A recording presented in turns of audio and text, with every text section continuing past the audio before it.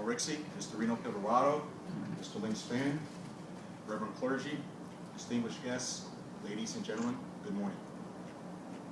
Father Jack, not to take away your thunder, but I wanted to also say the particular Psalm 118, this is the day the Lord has made.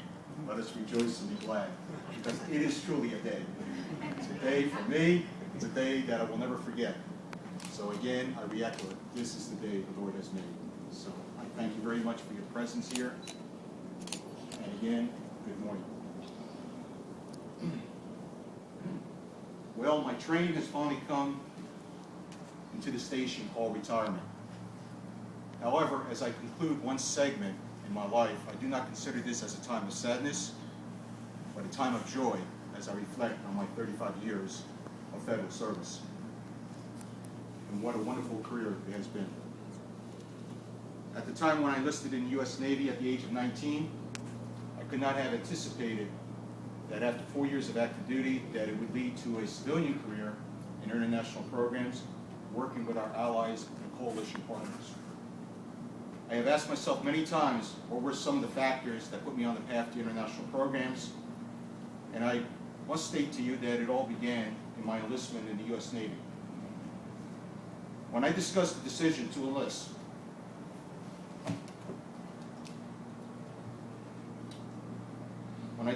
my decision to enlist in the US Navy with my late brother Harry, he was quick to point out that it was a wise decision and that I would get to see the whole world. He was right. Upon my enlistment in the Navy and after completion of basic training and Class A storekeeper school, I was sent to the USS America, home ported in Norfolk, Virginia. Upon my arrival, it seemed that this ship just made one deployment after another. Talk about moving. We made 3 med cruises and 1 Westpac. At which time, as I was getting off the ship, they decided to send the USS America into dry dock.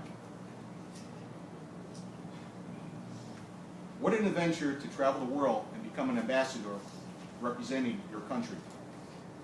Because that is what you really are. When you wear that uniform and represent this great nation of the United States and the country you are visiting, you are reflecting the ideals that you stand for as an individual and the country you represent. During my 4 years in the Navy as an aviation storekeeper, I learned the many elements of being a logistician that would carry over in my continuing career. Upon my completion of my enlistment, I worked with the Department of Justice, the Immigration and Naturalization, as an intake coordinator, assisting immigrants with visas and other matters pertaining to citizenship. It was also at this time I also decided to take a crack at the private industry, where I was selected as a sales representative for the Metropolitan Life Insurance Company. After doing this for several years, and it's tough work because getting people to talk to you and getting cold calls going, it is tough work. So I can tell you, I work, talk about being in the office late at night, you know, and trying to get your calls scheduled for the next day or for the next week. Believe me, I did that for a few years, and at that time I decided this was not the path for me and decided to go back into federal service. Luckily, this decision led to an interview with the Navy International Logistics Control Office in 1981 and a position as an analyst working with the Australian Air Force F-18 program. This position would clearly put me back on the path where I would continue to work international programs at the Naval Supply Systems Command and then finally at the Navy International Programs Office, where I reported in February of 2000. While at Navy IPO, my first position was as a management analyst in the letter of offer acceptance policy in the development division. And Francis, I thank you for that, giving me the opportunity to learn more about these things than I ever thought I would. Again, this position provided me a strong knowledge of the Defense Security Assistance Management System and significantly broadened my horizon when I was selected as the country program director to take over the Israeli program in 2001. And Susan, I thank you for that. There could have been no greater challenge given to me than running the Israeli FMS program and providing the material and services to a country that must always be in a state of readiness. I have learned a lot from my Israeli colleagues, and the friendship that we shared will always be remembered and treasured. During the decade of managing the Israeli program, I was also given the responsibilities of managing the Finnish and Swiss FA-18 programs.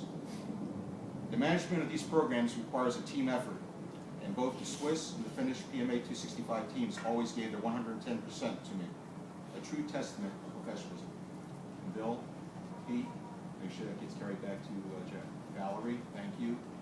Linda, she's not here, but again, I couldn't ask for better teams on the Finnish and Swiss programs. Thank you.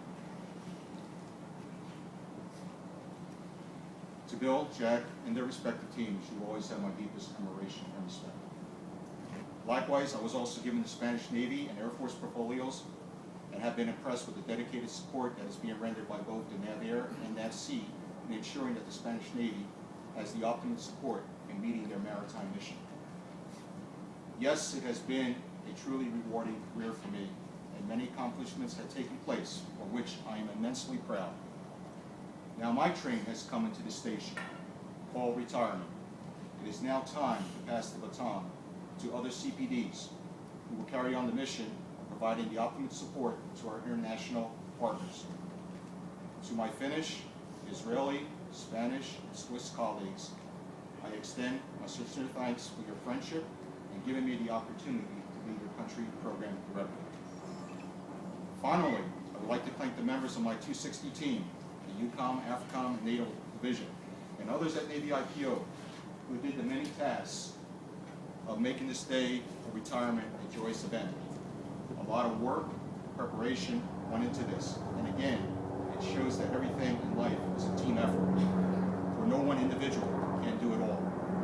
I also would like to thank the many guests who came from a distance to celebrate this milestone in my life. I am deeply humbled by your presence.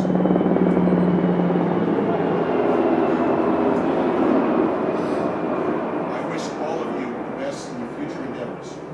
May God bless you always, and may God bless this great nation of ours, the United States of America. Thank you.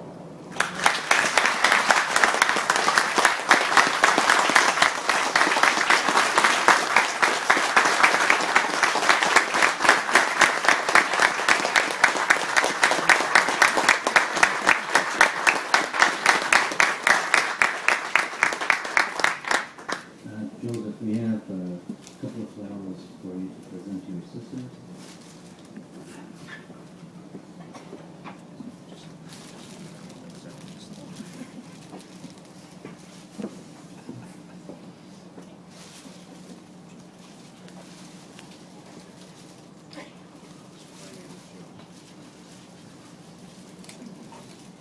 Will the guests please remain standing for benediction and